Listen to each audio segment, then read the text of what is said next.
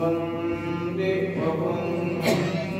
श्री गुरुनाम श्री युगपदकमलं श्री गुरुना वैष्णवांश्च श्री रूपं साग्रजातं सहगणरघुनाथान्वितं तं सजीवं साद्वैतं सावधूतं परिजनसहितं श्रीकृष्णचैतन्यदेवं श्रीरामकृष्णपादान् सहगणललिता श्रीसुधान्वितांश्च वन्दे कृष्णचैतन्य श्रीनित्यानन्दसहोदितो गौरद्वये पुष्पवन्तो चैत्रसन्दो कमलदो कनकगचिरगौर सर्वचित्तैकचूरव प्राकृतिमहुरं देवं पूर्णलाभ्यं ललितस्फलितरूपकवितकन्दर्पवः सदा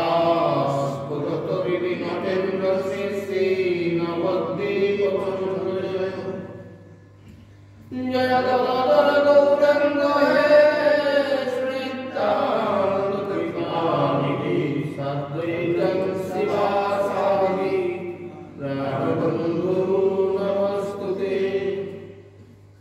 जय गुरुदेव गुरुचन्द्राय राधिकाय कृष्णाय कृष्ण भक्ताय तद्भक्ताय नमो नमः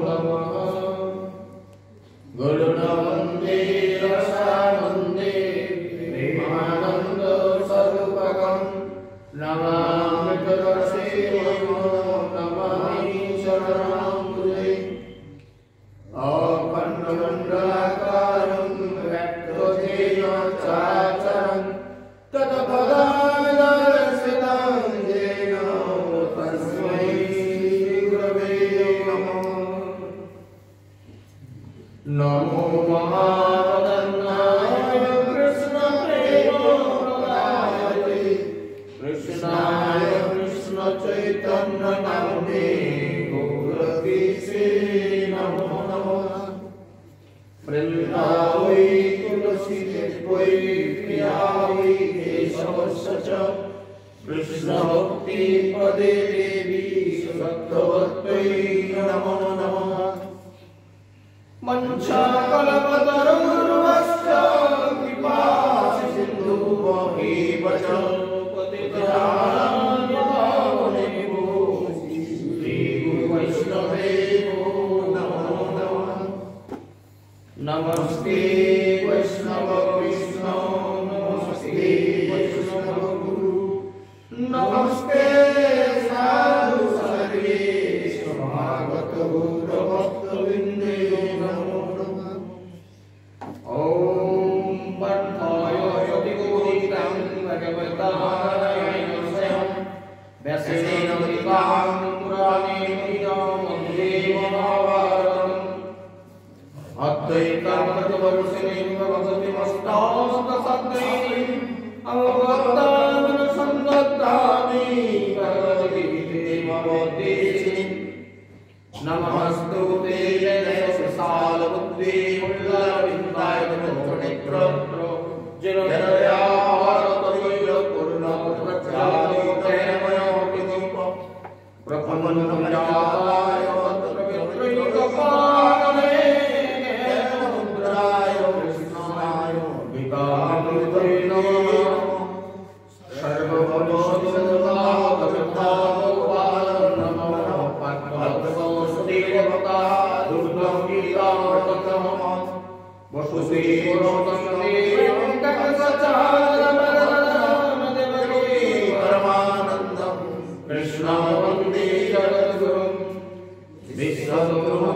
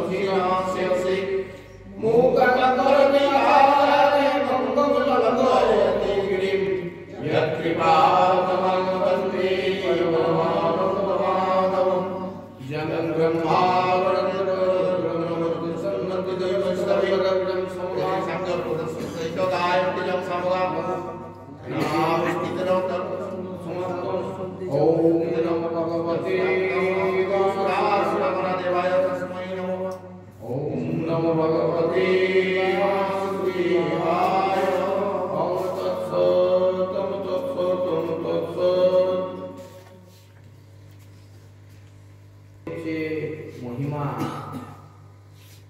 এর যে মাহাত্ম্য সেই সম্পর্কে একটু স্মরণ করে নিয়ে আগে।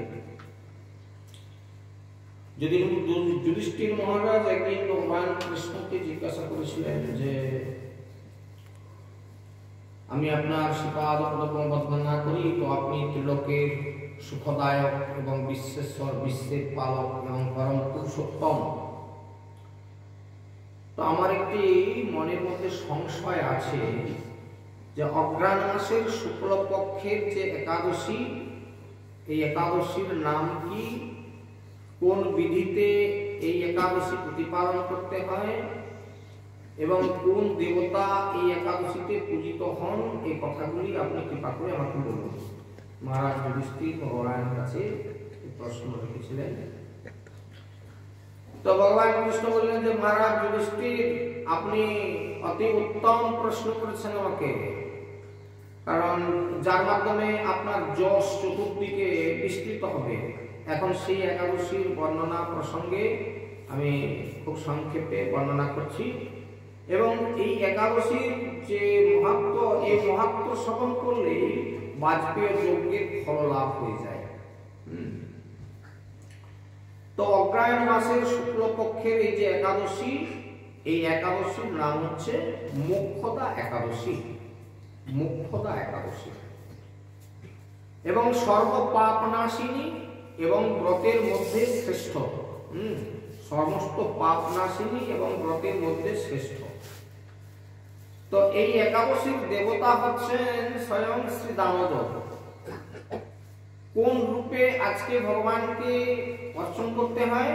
দামোদর, দামযুক্ত উদর। গতদিনকে বলেছিলাম কিছু কথা এই দামোদর প্রসঙ্গে, যে দাম বা যশোমতী কৃষ্ণকে দড়িতে বেঁধেছিলেন। দাম শব্দের অর্থ হচ্ছে দড়ি আর উদর শব্দের হচ্ছে পেট। তো পেটের উপরে মা দড়িতে বেঁধেছিলেন যে রূপে, যে রূপটা আপনারা ছবিতে দেখেন কৃষ্ণকে মা দড়িতে বাঁধছেন, এই রূপের ধ্যান করে আজকে অর্চন করতে হয়। হ্যাঁ, এই জন্য এই আজকের ব্রতের দেবতা হচ্ছেন দামোদর। তো ভগবান এই রূপে আজকে পূজিত হচ্ছেন। তো বিভিন্ন উপাচারে ধূপ, দীপ, তুলসী মঞ্জরি, বিভিন্ন প্রকার নৈবেদ্য সহকারে আজকে শ্রী দামোদরের পূজা করতে হয়। এবং ইতিপূর্বে অনেকবারই আমি বর্ণনা করেছি যে একাদশী ব্রত শুধুমাত্র একাদশীর দিনেই একাদশী করলেই হয় না, তো এই ব্রতটা 3 দিন ধরে প্রতিপালিত হয়। কতদিন কি সম্ভবত বলেছিলাম যে দশমী, একাদশী এবং দ্বাদশী তিথি, এই 3টি তিথি ধরে সঠিকভাবে নিয়ম প্রতিপালন করলে তাহলে একাদশীর পূর্ণ ফল লাভ করা যায়। এবং উপবাসের দিন ভগবানের স্তব স্তুতি করতে হয়, স্তব স্তুতি এবং নৃত্য গীত ইত্যাদি রাত্রি জাগরণে, নিশি জাগরণে এগুলি করা কর্তব্য আমাদের। হ্যাঁ, তো হে মহারাজ যুধিষ্ঠির, প্রসঙ্গক্রমে একটা খুব অলৌকিক কাহিনী আমি আপনার কাছে আজ বর্ণনা করছি। মনোযোগ দিয়ে সেই ইতিহাস শ্রবণ করুন এবং সেই কাহিনী শ্রবণ করা মাত্রই সর্বপ্রকার পাপ ক্ষয় হয়ে যায়। এবং যে পিতৃপুরুষেরা নিজের নিজের পাপের জন্য, অপরাধের জন্য তারা অধোজনি প্রাপ্ত হয়েছে, অধোজনি প্রাপ্ত হয়েছে এবং মনুষ্যজনিতে ছিল, সেখান থেকে ছাগল, কুকুর, ভেড়া, মহিষ ইত্যাদিতে তাদের গতি হয়েছে, কারণ তাদের অপকর্মের জন্য। হ্যাঁ, তো তারাও কিন্তু এই ব্রত পালনের যদি পূর্ণফল বিন্দুমাত্র কেউ তাদেরকে অর্পণ করেন, তারাও সেখান থেকে মুক্তি লাভের যোগ্য হয়ে যান। তো সুতরাং তো এই প্রসঙ্গে একটি প্রাচীন কাহিনী আছে, যেটি আমি খুব সংক্ষিপ্ত সময়ের মধ্যে খুব সংক্ষিপ্তভাবে আমি আপনাদের কাছে তুলে দিচ্ছি। কোন এক সময় চম্পকনগরে বৈখানস নামে একজন রাজা ছিলেন। বৈখানস, চম্পকনগরে বৈখানস নামে একজন রাজা ছিলেন। তিনি পরম বৈষ্ণব ছিলেন, পরম বৈষ্ণব, এবং বৈষ্ণবের সমস্ত প্রকার সদ্গুণগুলি তার মধ্যে ছিল, এবং তিনি প্রজাদেরকে পুত্রের মতো স্নেহের সঙ্গে পালন করতেন, এবং তার রাজ্যে বহু বেদজ্ঞ ব্রাহ্মণ বাস করতেন। সুতরাং রাজ্যের সবাই ছিল খুব সমৃদ্ধশালী, যে কারণবশত রাজাও সুখী এবং প্রজারাও সুখী, এবং সুখে আনন্দে বেশ দিন কেটে যাচ্ছিল। একদিন রাত্রিতে রাজা বৈখানস স্বপ্ন দেখলেন। কি স্বপ্ন দেখলেন?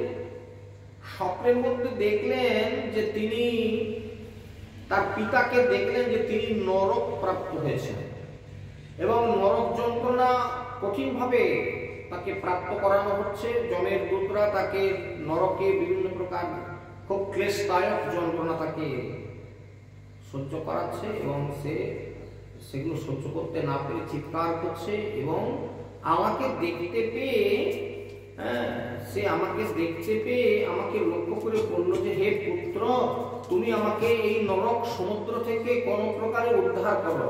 এইভাবে সে উৎকণ্ঠিত ভাবে চিৎকার করে আমাকে ডেকে বলল। আমি অত্যন্ত বিস্মিত হয়ে গেলাম, স্বপ্নভঙ্গ হয়ে।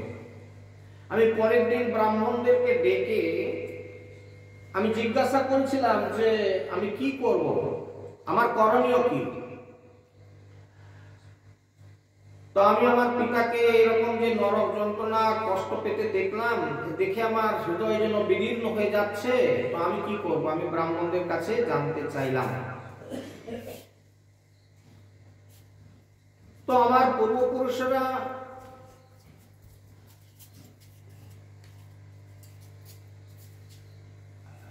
এইরকম যে কঠিন কষ্টের মধ্যে আছে, এর থেকে মুক্তির জন্য আপনারা কিছু উপায় আমাকে বলে দেন।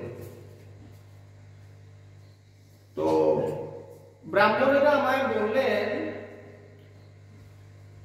যে, মহারাজ বৈখানস, আপনার রাজ্যের কাছেই মহর্ষি পর্বতমুনি বলে একজন আছেন। পর্বতমুনি, নামটাই হচ্ছে তার পর্বতমুনি। সেই পর্বতমুনি হচ্ছেন ত্রিকালজ্ঞ। তিনি ভূত ভবিষ্যৎ বর্তমান বলে দিতে পারেন। কি কারণে আপনার পিতা নরক যন্ত্রণা ভোগ করছেন এবং কি করলে তার মুক্তির উপায় হবে, একমাত্র তিনি বলে দিতে পারেন। তো সুতরাং আপনি সেই পর্বতমুনির আশ্রমে গমন করুন এবং তার কাছে গিয়ে আপনার প্রশ্ন রাখুন, নিশ্চিতভাবে তিনি আপনার প্রশ্নের উত্তর দিতে পারবেন। রাজা একেবারে তো খুবই উৎকণ্ঠিত ছিলেন, তিনি রাজি হয়ে গেলেন। সেই জন্য সমস্ত বেদজ্ঞ ব্রাহ্মণদেরকে সঙ্গে নিয়ে সেই পর্বত মুনির আশ্রমে তিনি গমন করলেন, এবং দূর থেকে সেই পর্বত মুনিকে ষষ্ঠাঙ্গে প্রণাম নিবেদন করলেন, এবং তারপর তার কাছে গেলেন। মুনিবর রাজার কুশল বার্তা ইত্যাদি জিজ্ঞাসা করলেন। তো মহারাজ বৈখানস বললেন, প্রভু, আপনার কৃপায় আমরা সবাই কুশলে আছি, সেদিকে কোনো অসুবিধা নাই। কিন্তু আমি একদিন রাত্রিতে স্বপ্নযোগে দেখলাম যে আমার পিতা অত্যন্ত ক্লেশদায়ক যন্ত্রণা ভোগ করছে, নরক যন্ত্রণা ভোগ করছে, এবং কাতর আর্তনাদ করে আমার কাছে সে বলছে যে, পুত্র, তুমি আমার জন্য কিছু ব্যবস্থা করো। এই প্রসঙ্গে একটা কথা ইতিপূর্বে যদিও বলা হয়েছে, আবারও একটা কথা উল্লেখ করি। এ পুত্র যদি প্রকৃত পুত্র হয়ে থাকেন, তাহলে সেই পুত্রের এতটা পাওয়ার আছে। পিতা যদি এরকম কঠিন যন্ত্রণা পায়, কঠিন নরক ভোগ করে, এবং সব থেকে ক্লেশদায়ক একটা নরক কুণ্ড আছে যেটার নাম পুত নামক নরক কুণ্ড। এই পুত নামক নরক কুণ্ড থেকেও পিতাকে যিনি উদ্ধার করতে সক্ষম হন, তারই নাম হচ্ছে পুত্র। তো সুতরাং আমি পুত্র হয়ে পিতার সেই করুণ আর্তনাদ আমি সহ্য করতে পারছি না, আমার হৃদয় যেন বিদীর্ণ হয়ে যাচ্ছে। আপনি কৃপা করে এর উপায় আমাকে বলুন, এবং কি কারণবশত আমার পিতা এরকম কষ্ট পাচ্ছেন, ক্লেশ পাচ্ছেন, সে কথা আপনি কৃপা করে বলুন। মহারাজ বৈখানসের এই কথা শুনে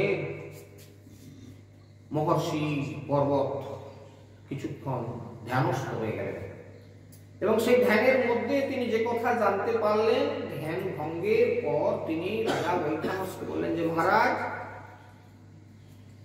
পূর্বজন্মে আপনার পিতা অত্যন্ত কামাচারী ছিলেন, আর যে কারণবশত সেই অপরাধের, সেই পাপের কারণে তার এখন এই নরক যন্ত্রণা ভোগ করতে হচ্ছে তাকে।